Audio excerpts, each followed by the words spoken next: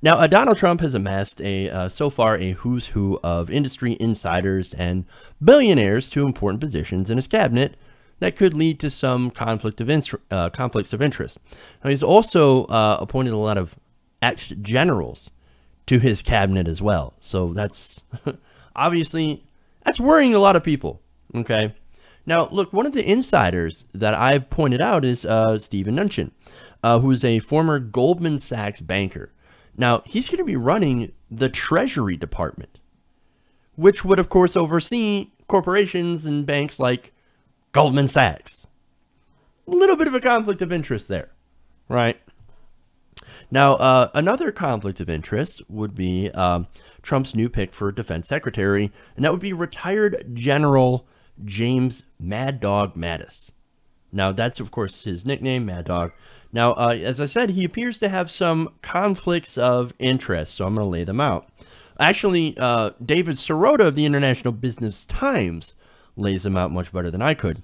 Now, he writes that not only would Mattis be the first general to hold a traditionally civilian position, which, of course, has its own issues, he would move into the job directly from his position, helping to run General Dynamics.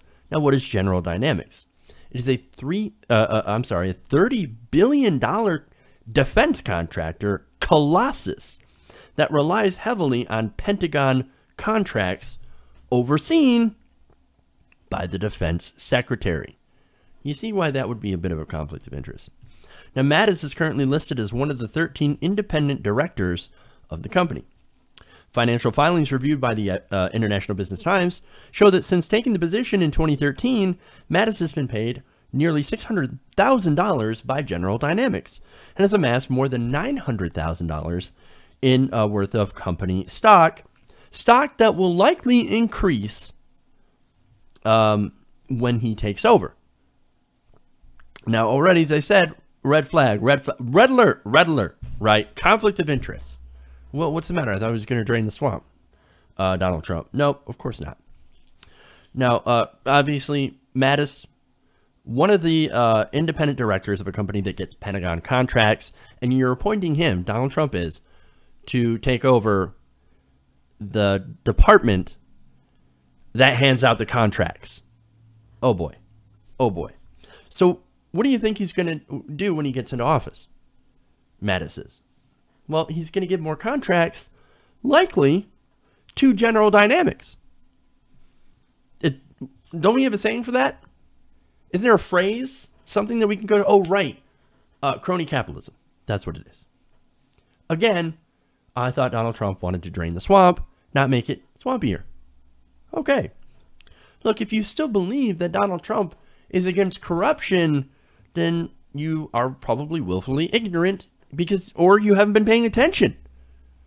And there's a lot of people right now that are bending themselves into essentially pretzels in order to defend some of Donald Trump's picks. Just saying. Now, there's a lot of experts that are looking at this and going, hey, whoa. This whole thing, this pick is unprecedented for several different reasons. Now, one of them is Richard W. Painter. Now, this guy was a former chief ethics counselor to President George W. Bush.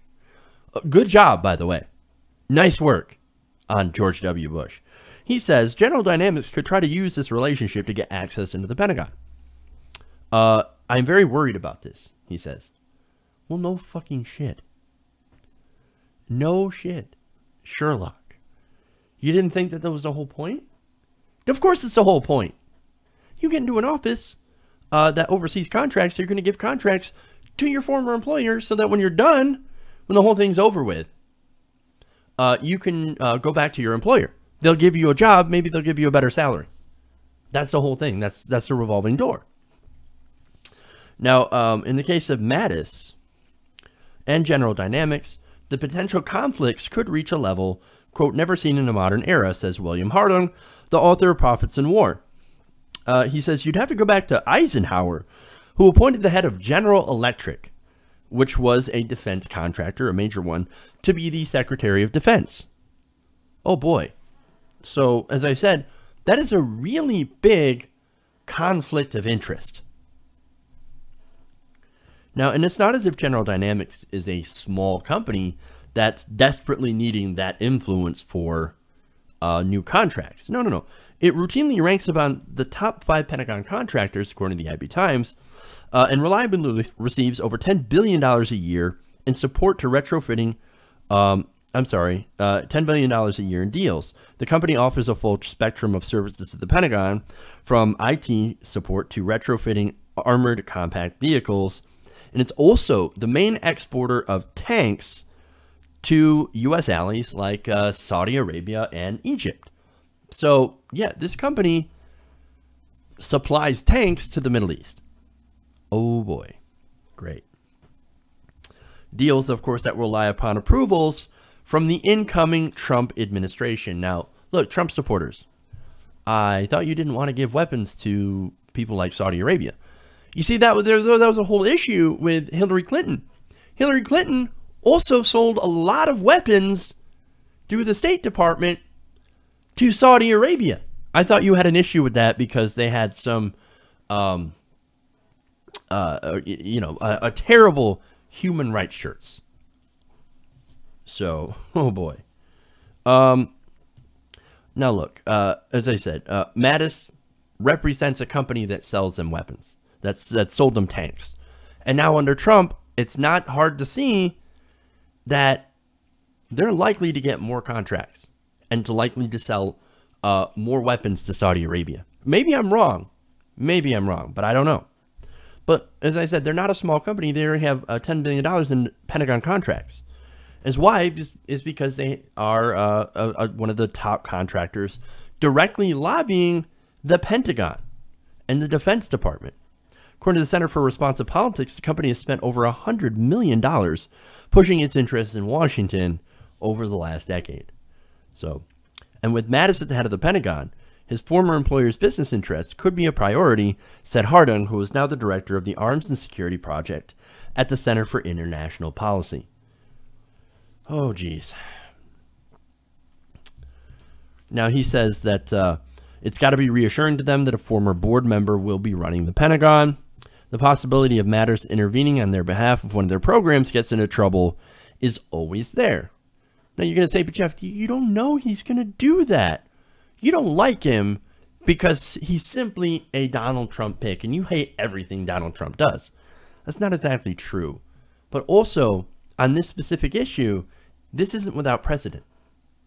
Emails disclosed by the Washington Post last week show that in 2012, a year before Mattis left the military, he was still a general, he personally intervened to help the controversial blood testing company Theranos secure approval for military field tests. And after he left the Pentagon, oh gee, would you look at that? He ended up joining the board of Theranos. He uses his position to help out a giant corporation, and then look, you get rewarded. Again, this is what we call the revolving doors. This is what we call crony capitalism. Now, Trump said he was going to drain the swamp. No. Instead, that swamp just got bigger and swampier. That's what we're trying to point out here. Trump is a regular politician. He's not what he says he is. He is a charlatan, a snake oil salesman. Now, Hillary Clinton was corrupt to the core. We know that. So is Donald Trump. He's a flim-flam man. And I'm sorry if you got, that you got duped. But this guy, look, a lot of people didn't see it coming, but there were definitely some who did see it coming. I was one of them. He's lying to you to advance his own business interests, to advance his own personal interests as well. He's not an honest guy. He was not going to drain the swamp. Now, and if you think that that's the worst thing, oh, no. Check out his views on Iran. Now, full disclosure, I am not a fan of Iran. I do not like Iran. I do not like the mullahs. I do not like fundamentalist governments of any kind. But at the same time, I'm not really into going to war with Iran or doing any sort of regime change. Now, that said, here's Mattis's views on Iran. Quote, the Iranian regime, in my mind, is the single most enduring threat to stability and peace in the Middle East. For all the talk of ISIS and Al-Qaeda everywhere right now, they're a very serious threat. But nothing is as serious as in the long-term enduring ramifications in terms of stability and prosperity and some hope for a better future for the young people out there than Iran. Oh boy. Now look, I know words are one thing, saying that, okay, look, I can understand that you're not a fan of Iran. I'm not a fan of Iran either. In fact, he's had this 33-year-old beef with Iran. Again, that's not surprising. That in itself is not a terrible thing. A lot of people hold that view. But the problem is that Donald Trump, he's not also a fan of Iran. And he says one of the things that he's going to do is rip up the disastrous Iran deal. Now, see, that's a problem. Okay? If you do that, Iran is going to restart their nuclear program. Their nuclear energy program, by the way. They weren't actually creating weapons, but they were trying to use nuclear power. That we know. Well, if we do that, and if we rip up the deal and they start their nuclear energy program, we're going to want to intervene. Hey, we told you to stop using that. They're going to be like, well, fuck you. We're not getting anything out of the deal. We're going to restart our program. Then we're going to end up retaliating. And look, oh, look at that. Now we're at war with Iran. Not so good. If you thought Iraq was bad, the Iraq war, just wait until we get into Iran. Oh, what a shit show. Now, the good news is that the good news for Mattis in that particular instance is that, yes, he gets to settle his beef, and also General Dynamics will get a windfall selling new weapons to the Pentagon and selling to all of our different allies in the region, like Saudi Arabia, which Saudi Arabia hates Iran. They would love nothing more than to see us attack Iran. So here we go. Now, look, I'm not saying 100% that we're going to go to war with Iran, but with Donald Trump becoming the president, he's president-elect, and James Mattis possibly becoming defense secretary, the chances for a war, a disastrous war in the Middle East, just got a lot better.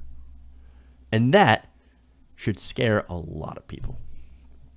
Hey everybody, thanks for watching this video. If you want to see more like this, please hit the subscribe button below. And if you want to support truly independent, non-corporate media, go to our Patreon page and become a patron. Patreon.com/TYTNation.